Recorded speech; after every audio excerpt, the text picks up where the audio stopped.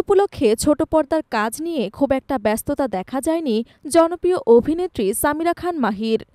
তবে অভিনয়ের বদলে সম্প্রতি এক নাচের ভিডিও ঘিরে হঠাৎ করে সামাজিক মাধ্যমে তুমুল আলোচনা শুরু হয়।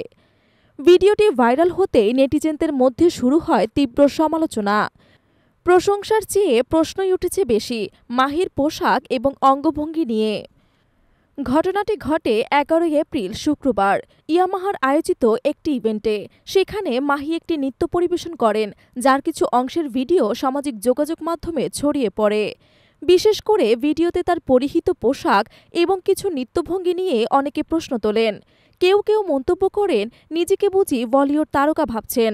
আবার কেউ কেউ বলেন, এত ট্রান্সপারেন্ট জামা পরা কিভাবে সম্ভব। এসব মন্তব্যে কিছুটা বিরক্ত মাহি। এবার সবশেষে তিনি মুখ খুললেন। তিনি বলেন, আমি ওই ইভেন্টে 1 ঘন্টার মতো পারফর্ম করি। পুরো নাচে বিভিন্ন মুদ্রা ছিল, কিন্তু কেউ ইচ্ছে করে কিছু অংশ জুম করে প্রকাশ করেছে, যেটা দেখতে বেশ বাজে লেগেছে। এটা একদম অনুচিত। সমালোচনার জবাবে মাহি আরও বলেন, এটা নতুন কিছু নয়, কিছুদিন পরপরই এমনই ঘটে। অনেকেই ধারণা করেছেন আমি বুঝি কস্টিউমের নিচে কিছুই পরিনি, কিন্তু আসলে আমি আরও 2টি জামা পরেছিলাম। যেহেতু কস্টিউমটা বডি ফিটিং ছিল, তাই হয়তো এমনটা মনে হয়েছে। তিনি জানান, এই কস্টিউমটা আমি পেয়েছিলাম শুধুমাত্র রিহার্সেলের সময়, তাও আবার 1 দিন আগে। পরিবর্তন করারও সময় ছিল না। বর্তমানে মাহি কাজ করছেন থার্সডে নাইট নামের একটি অ্যান্থোলজি ফিল্মে, যা পরিচালনা করছেন জাহিদ প্রীতম। সবকিছু ঠিক থাকলে শিগগিরই এটি প্রকাশ পাবে।